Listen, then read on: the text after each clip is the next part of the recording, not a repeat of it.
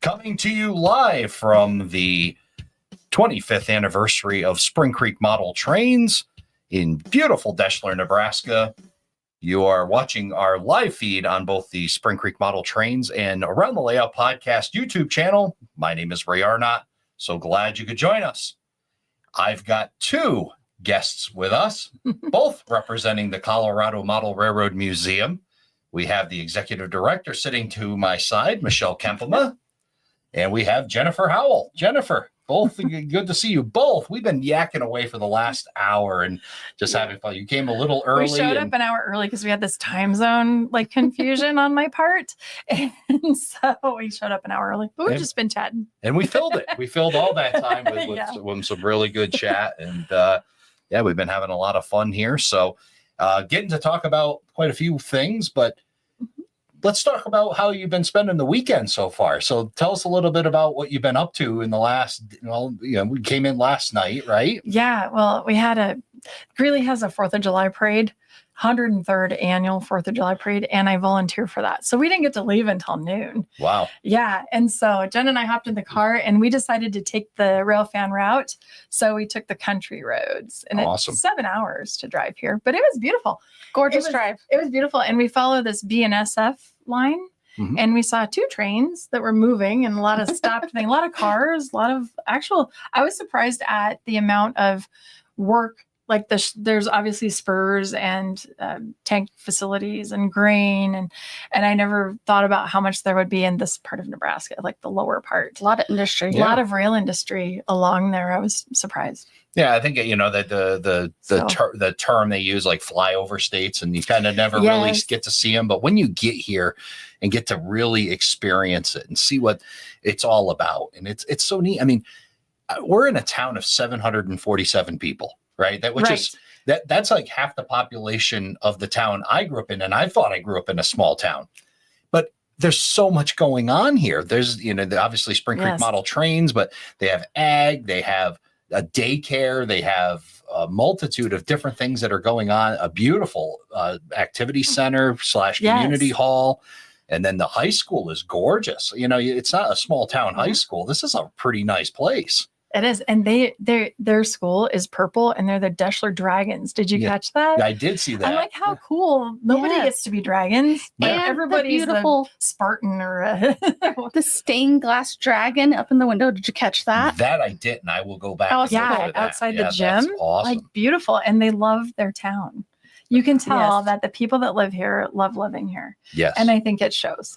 Yeah, that's for sure. And a lot of community pride. We saw that last night as well. And the sky was lit with multiple fireworks going off everywhere. Everybody was having a great time and great community spirit. You see it wearing the Grow Deshler shirts and everything else. So it's really neat. Again, 747 people, what you would think is the middle of nowhere, but it's not nowhere to a lot of people. It's home, and there's a lot of pride here. So very cool to be able to experience that with the folks at that. And then, of course, with this event, over doubling the population. We definitely doubled the population. For sure. It's been a blast. And then you've been doing some shopping as well. And I've been too, but there's a chance that my wife is watching this. So you didn't buy anything. We're not going to talk about any of that. I might have picked out some cars too. Yeah, let's talk about it. When you walk into Spring Creek Model Trains, it's just like it's like having the JCPenney catalog of our childhood. Like, you remember the toys before Christmas? Yeah. It's like having it live. Like, it's just like, everything is here. Everything is here. Right. And I pulled out a picture I took of a car today. And I said, Jeff, where's this in the store? And he goes, that one's out of print, but it's in Dad's case. So that's right. You got to go over there and try to sweet talk them into that. I have been collecting pink cars for my cancer awareness train. Right. Right. And so I've got a Farnhamville that I've never seen before and a Clemmy Co-op. And then they also had the patched ones of these for C&W, and I couldn't decide. Yeah. It was really hard, but I decided on the brighter pink color. But oh my gosh, they have everything. Yeah. And so you just walk down the aisles and it's just like a candy shop. Yeah, it is. And, and I walked in, they say, stop by and say, wow. I've been saying that in the beginning of the podcast now for a couple of years now. Yes. And I didn't stop by and say, wow, I couldn't get words out of my mouth. I looked around and I was like, I was just so overwhelmed. Like, it's so much in like, where do I look first? And I've gone up and down the aisles. I spent hours yesterday. I've spent more hours in between streams and everything else today. And I'm still finding things I didn't see the first 5, 6, 7 passes. And have they through. taken you in the basement yet? Yes. Basement? What? Yeah. No way. There's somebody's got to go down and see the basement. How much was the Wow. grocery store? And they had storage down there in the past. And I love that they kind of have this history, right, of this town, and they're preserving this building. And it's just really neat. They have everything here. They have everything. It is unbelievable. It's amazing. And then I'm watching, we're in, we mentioned in the last stream that we're actually in the shipping department here at Spring Creek Model Trains. And right over to our side here, to our left, is a shelf full of stuff ready to be shipped out UPS. So if you recently ordered, it's right here. Yeah, it's right there. We're keeping an eye on it for you. But yeah, if you can't make it to this weekend, they are selling online. A lot of the stuff is available online. Go to springcreekmodeltrains.com, place your order. They're going in there, cutting in front of people and saying, nope, this is sold. They pull it off the shelf and they bring it right back and here. They put it right back here. And it's safe and they have your name on it. And a lot of things are rubber banded together. And it's neat to see how quick and secure it really is. Yeah. So, I think a lot of people think of Spring Creek only at the train shows because that's where they find them. Right. And they have probably one of the largest sales booths of anyone ever at train shows. But then they don't realize they have an entire store too. Yeah. Huge. So, and it's not like they take the store and put that in the trailer to go to the show, right? They have enough inventory to do both things. And it's just amazing. And I'm not sure you could find a nicer family. Oh no, they're it's a great family, and that always makes the difference, doesn't it? It's not. Sometimes it's not the price. Sometimes it's not availability. It's that when you walk in the store, and I think that's how a lot of people, and we're seeing it happen today. People coming in, and how many people they know by name. It's like, hey George, hey Bill, hi Judy, hi this. It's they know every single person that's coming through. It is Cheers. It's Cheers. Totally. Running. Yes. Yeah, I love that. Yep. Pull up a chair. We were sitting last night eating pizza in the middle of the show. You're just hanging out with people, and it's become the hangout. It is that quintessential small town America too. Because when you walk up to the front of the store, they're all sitting outside the front of the store, and it is so. And at this show today, I had to go to my car today. So this is the train show's going on, and we're all down at the event center, and I went outside. And it's been open for an hour and there's a line out the door. There's still 10 people in line, like consistently to get in. It's amazing that they can do this train show here in this town. It was, and so happy people too. Like the people they are very happy to be here. That's awesome. It's just neat. So those same people are at the store. It's interesting. We were all down at the show this morning and then we all went to the high school. So like we filled that whole party. Like we all had the same plan, I think. Right. And so all the cars in town kind of like moved around. The mass of people is shifting through Deshler in a triangular shape. And there's something really special about this train show. And I don't know, you probably didn't know this coming in, but the ladies of the Legion make sloppy joes and pie. And they make homemade food for you, and it is so good.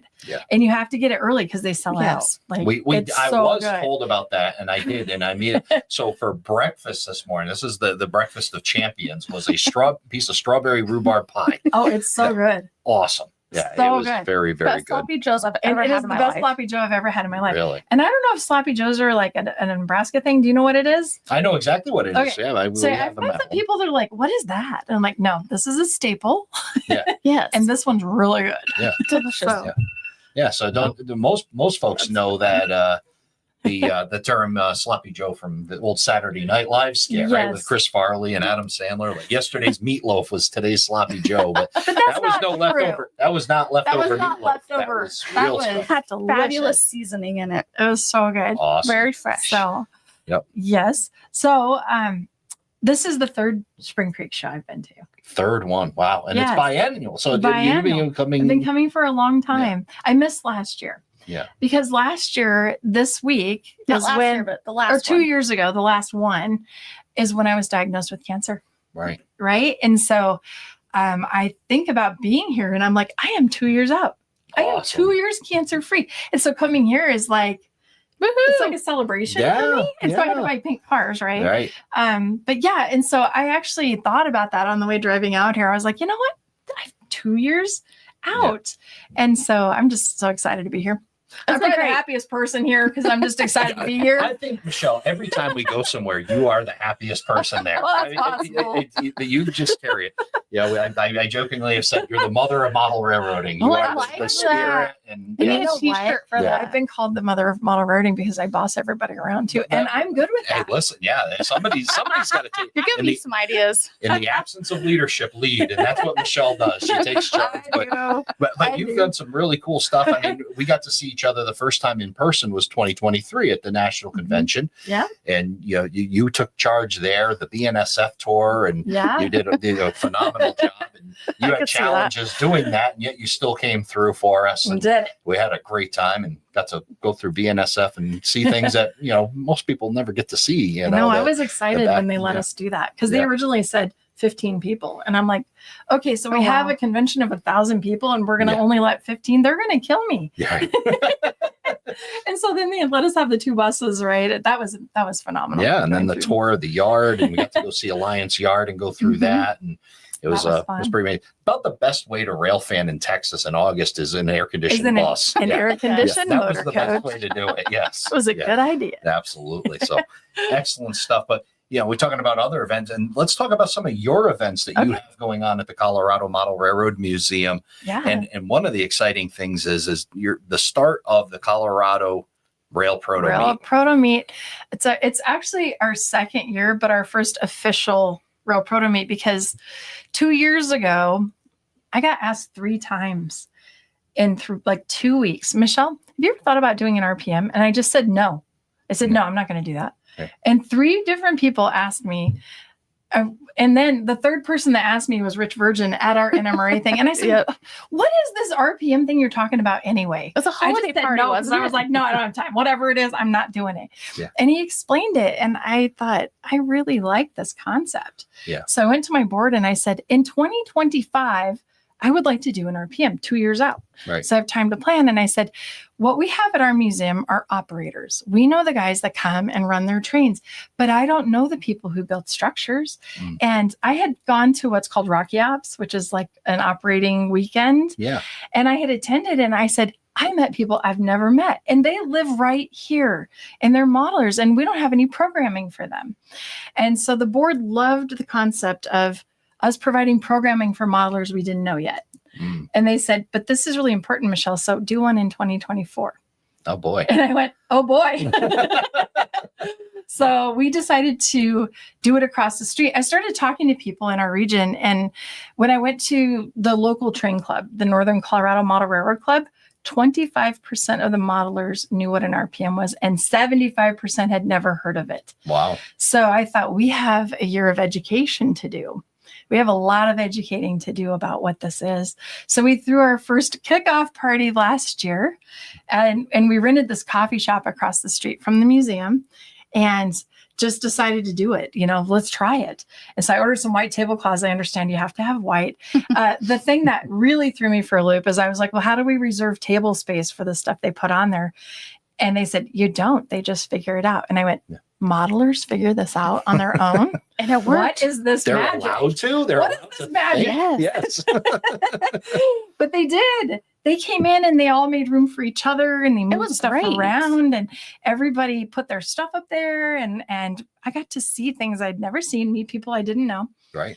And so I decided that I wanted feedback from everybody. So Soundtracks and Iowa Scaled Engineering sponsored a dinner. So we invited everybody to dinner at the museum across the street afterwards. And I said, you guys don't get to eat till you fill out your form because I'm the mom, right? Yeah, that's right. Yeah, that's right. Fill out that so I'm like, you fill out your form and you can have your barbecue dinner.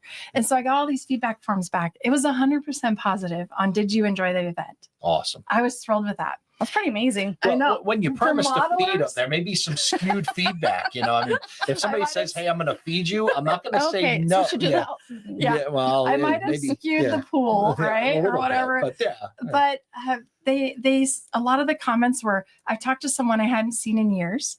Yeah. I learned something new. It was just exactly what we wanted it to do. Fits with the mission statement. We saw people. We were all about creating social and relationship in the hobby, like just connecting people. And so we achieved that. So we outgrew that building in about the first 30 minutes. So I went to our local huge event center and pitched it. And we picked a weekend in September that was open. They've never had an event that weekend. It's just been waiting for us. And we reserved this huge space. So we have room. We have Awesome. a lot of room. And so now layouts can come, and we have 3 clinic rooms instead of 1. Wow. Actually 4 if we use another one. I have a Lots lunch of vendor room. space. Lots of vendor space, lots of display space. We're going to double Awesome. we had 28 tables out last year. Yeah. And so we're going to double that. We're going to put out like 50 to 60 tables for displays so people can bring things. And we have a lot of people that have sent me they're bringing a section of their layout or bringing, Yeah. just pieces of this and that. I'm so excited. They know what Awesome. it is now, and now they're understanding Now they what the heck is understand. happening. Yeah, that's Mhm. awesome. That's So- awesome. Well, none of these great things, and we'll talk about a few more things that are happening with the Colorado Model Railroad Museum. But first, in the spirit of the Zuckers, we definitely need to make sure that we say hi to the people coming in, just like they're doing out front right now. Or they be Yeah.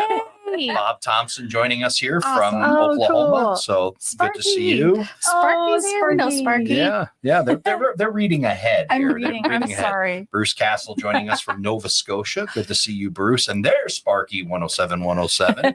You talk about great events. He's running one up in Canada, a meet and greet. A meet so and greet. Oh, we definitely did check one in that out. Greeley. It I'm was bummed so not to fun. be able to go. He ran one in Greeley. We had a ball. Awesome. And then you have a visitor that says visited that museum in 2005 when I was working Oh, in Cheyenne, wow. Wyoming.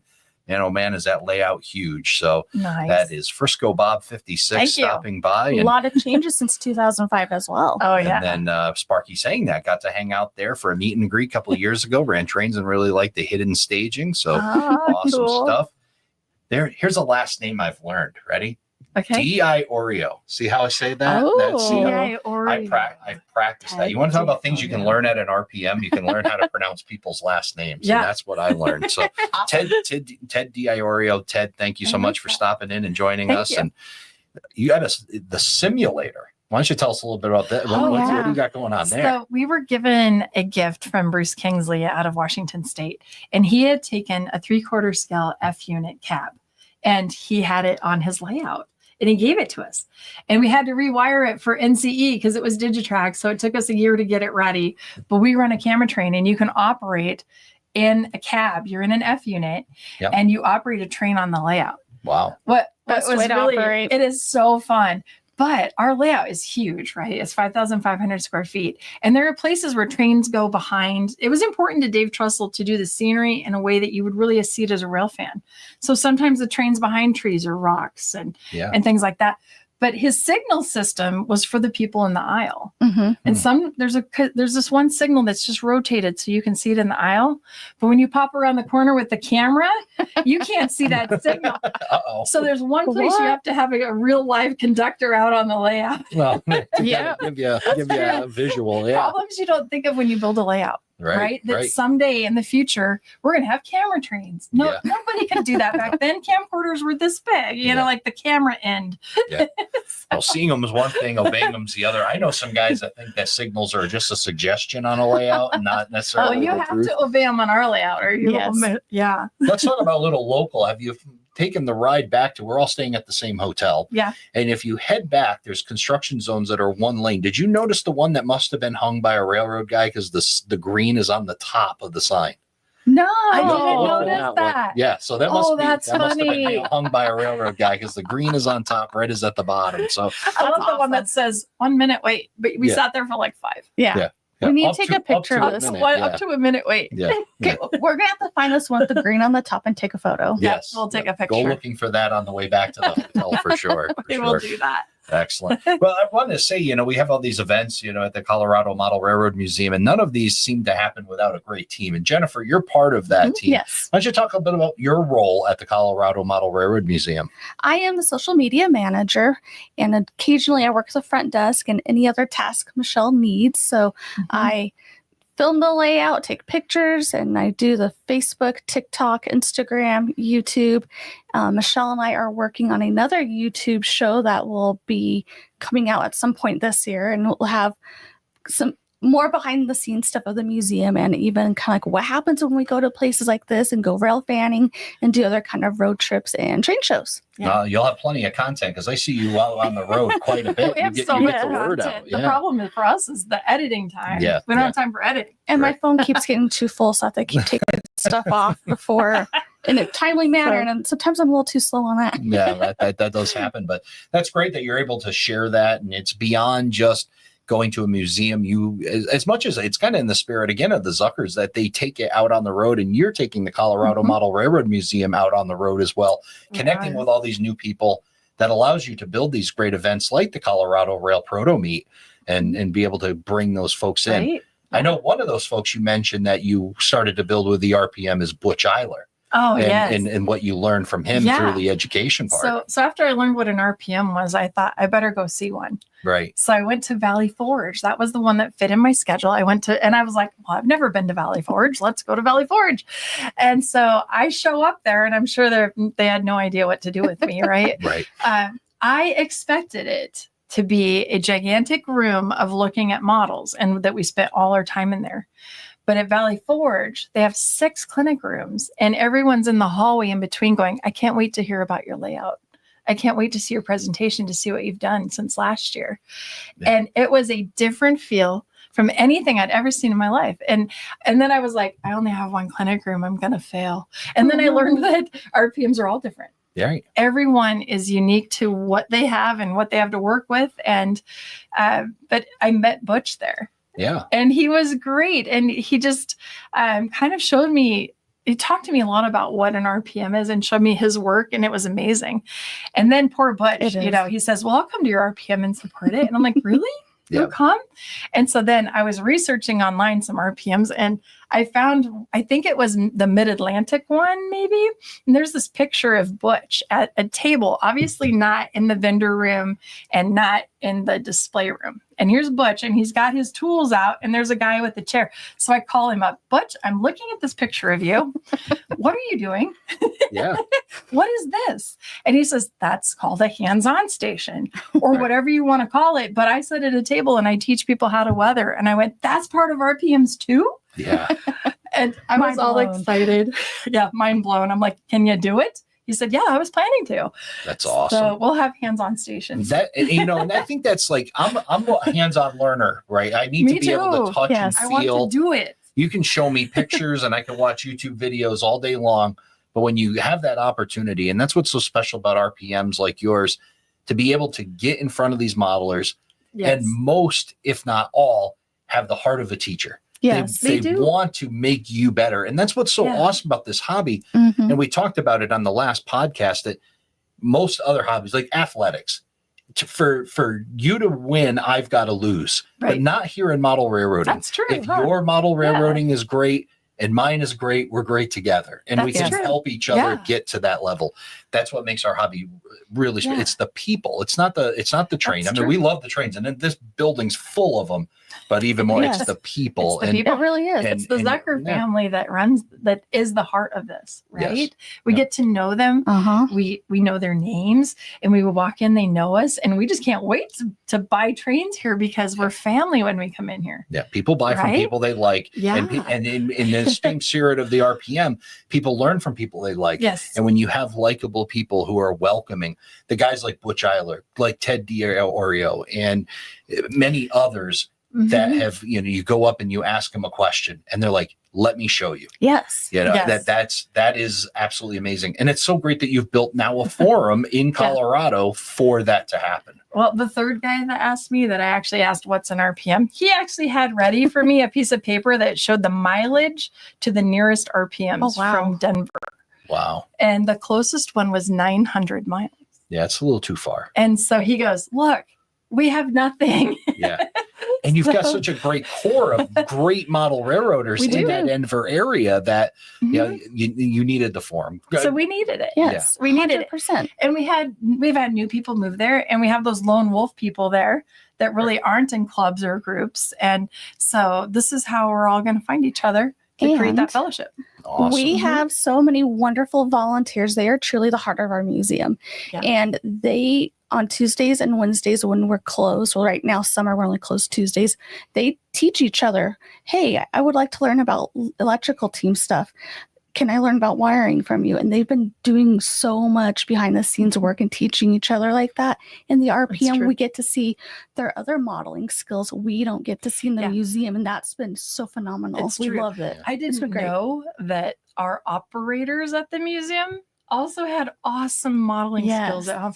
They bring in their structures, and I'm like, oh my gosh, that's amazing. I had no idea. Right. So we're learning about our own friends. Yeah, that's and that's kind of the trick when you have a layout that's near completion. You don't get to have those skills, but you get to be able to do that. And like Sven, I had no idea. Yeah, we have this guy. He's in his mid 80s. Oh, his structures are fabulous. Yeah, but I had no idea. Right. No idea at all. Right? Yeah. So it's a secret they've been keeping. Now there's no more secrets. You get it out there and tell us your secrets. We get to find out all the tea, right? Yeah. I want to go to their home layouts and film them and then put them on our social media. Yeah, for sure.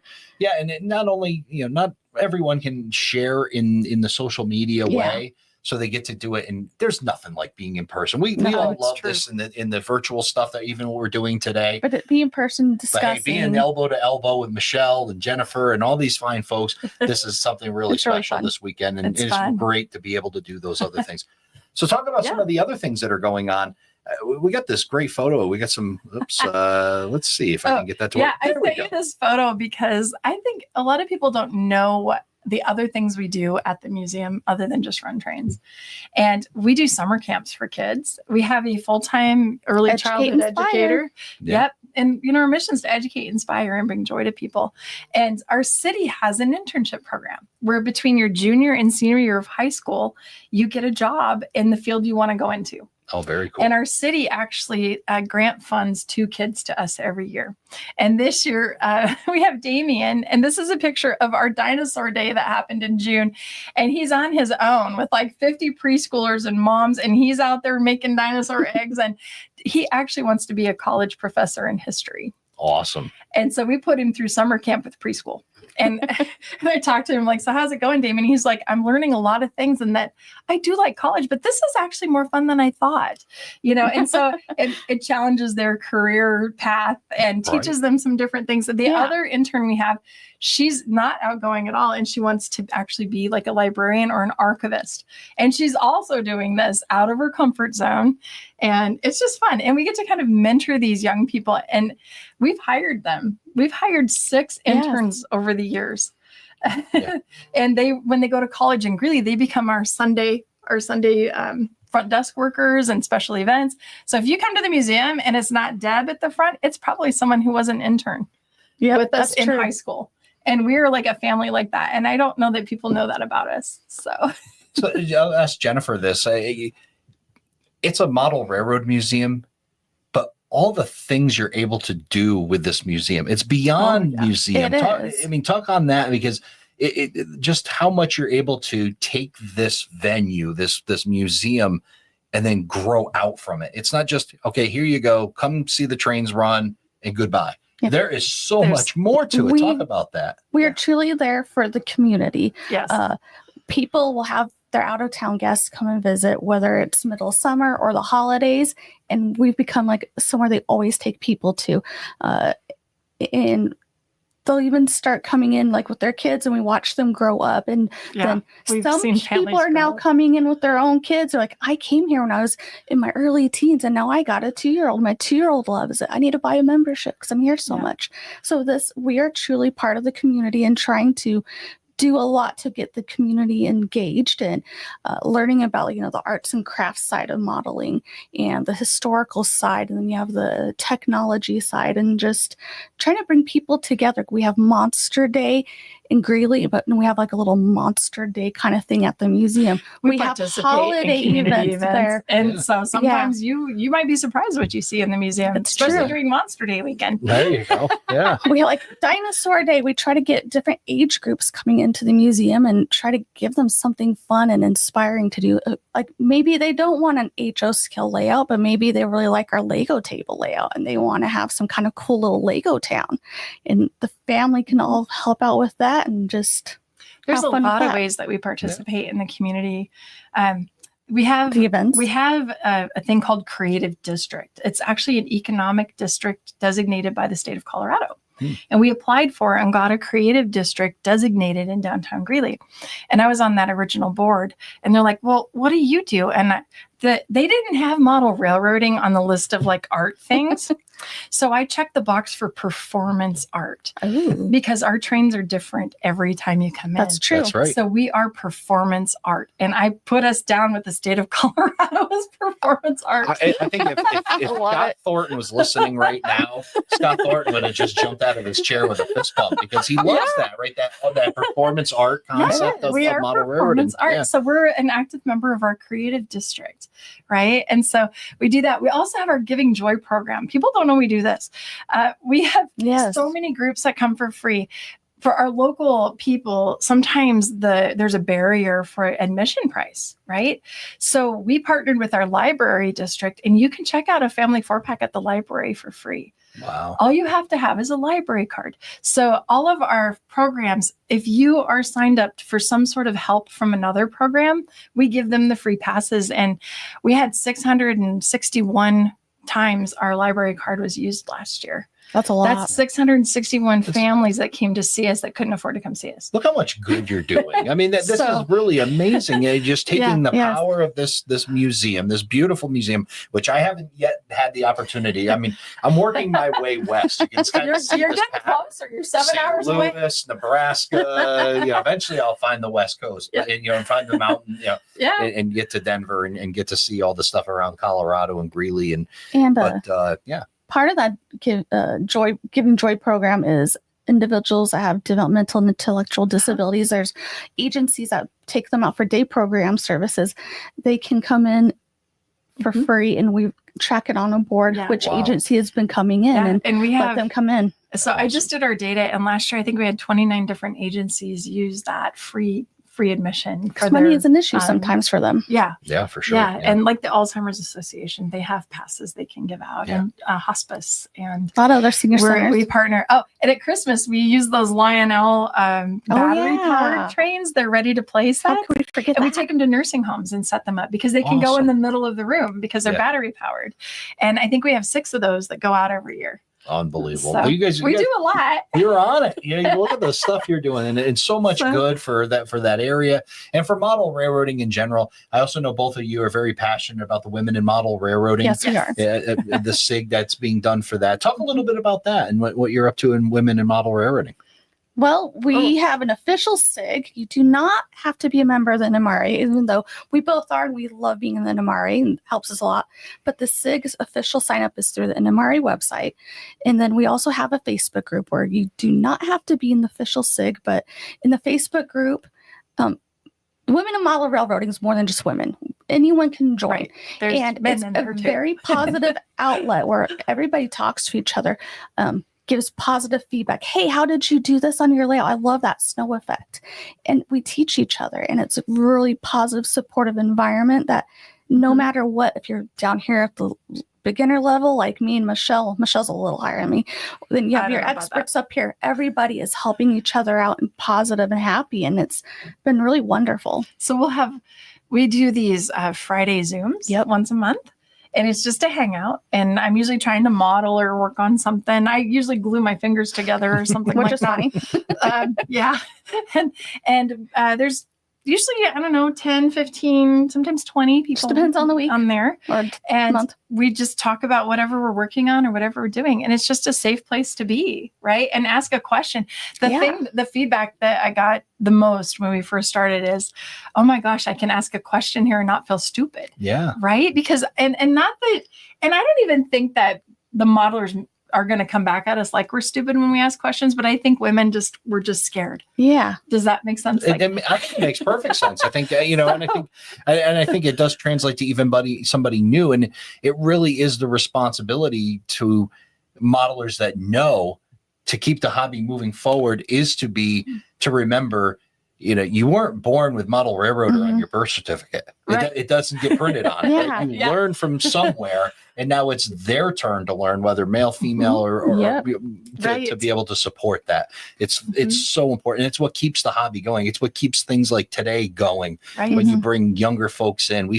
A gentleman stopped by, 16 years old, making plans to go out to Colorado with his grandfather. That's fun. Awesome. Isn't that, that they're sharing the hobby with each other, and that this is what it's about, making sure that you continue that spirit and the inviting spirit. It's okay to ask those questions, because at one point I didn't know especially live. Like, I don't, at that time, one of these museums, I didn't know how to take the shell off of a locomotive, and I needed to take it off so I could get the paint off of it because I'm repainting it. So it's like, how do I do this? And he's like, do you have a screwdriver? Find this little tab. And if it's not easily going off, use your screwdriver here. And so I was able, in front of the camera, sit there and fiddle with this thing and pop it off. And I didn't break it, because before I was like, I'm going to break this thing. I don't know what I'm doing. But another guy, a guy on there, Michael Shockley, he talked me right through it. Otherwise, I would have probably broken it. And just to let you know, Tony and I actually had this conversation coming up here about removing shells. Removing shells is always it's an adventure in itself, even with him. And we talk about a guy with a lot of experience, and it's still an adventure to remove a shell. Good to know. I was like, I don't know what to do.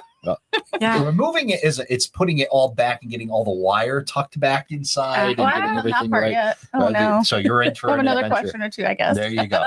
You'll know how to get the right answer now. You just reach out to your community. And I might just call you up. Hey, give me a call. I'll be happy to tell you that just be careful. Push all them wires up to make sure they're laying flat and that they're not being. Yeah, absolutely. Oh gosh. So women in model railroading, when people sign up, there's a master spreadsheet that the NMRA keeps, and I see the data. We have, last time I looked, we had 287 members. That's awesome. Wow. In the not quite 3 years that we've been doing this. That's more than I thought. That's wonderful. And they're all over the world. Right. Yeah. So it's just exciting. And we're just making, again, social relationship connections, right? Finding your people. Your people. Yes. I love that. I say it many often, but it's a good way to say that. And and for women in model railroading, it's where you can find something relatable, and you can relate and talk about the same type challenges that you have, and overcome them and find ways to do it. So awesome stuff. You guys are doing some really great work. Let's take a couple other quick look in the comments. I won't look, so I don't read ahead. I read ahead. We have a comment about that that upside down traffic signal said, "Hate to be colorblind and come up to that signal." Geez, that's the truth. My goodness, could be a challenge. And he also said that teach the children in the way they should go. Yeah, I mean, get them started in the hobby, and definitely get them heading in the right direction. And you are both doing that very well with the platform that you have. And then another new feature we were talking about with the Colorado Model Railroad Museum. Tell us a little bit about this 3D stuff. Yeah, I just thought this would be fun to talk about. This man called me one day and he said, I do 3D video. Would you be willing to let me video your layout? And I'm like, sure, come on up. Right. Well, he comes in and he's got this tablet, looks like an iPad, basically. And he hands it to me, and he's been to Miniature Wonderland. And I'm looking at this tablet, and I'm not wearing glasses, and the thing is 3-dimensional. Wow. And I went, this is the coolest thing since sliced bread, buddy. You're more than welcome to come and video our layout. And then he says, do you want to see Dirt the Cat? And we had just gotten the Dirt statue too, right? Right. And I said, you have Dirt the Cat? Oh my gosh. I'm like the most amazed person. And I'm like, that is so we have a screen. I talked to the donor of Dirt, and I told her, I said, I just saw Dirt in 3D. It was the coolest thing. And so she bought us a screen. The donor who gave us the statue, who I've never met, also bought us this huge screen, and you can walk up and see Dirt the cat. But this man, John Hart, actually videoed our layout. He spent an entire year coming up like once a month, and he has a special camera, like it's a dual camera. So he's filming in 3D. And so he wants to take it to a film festival. He's planning to take it. And he said, well, would you like to show it in Greeley first? Oh, cool. And so we decided to do a showing of our 3D, and it's our layout from the cab view and some side views, and he's narrated it.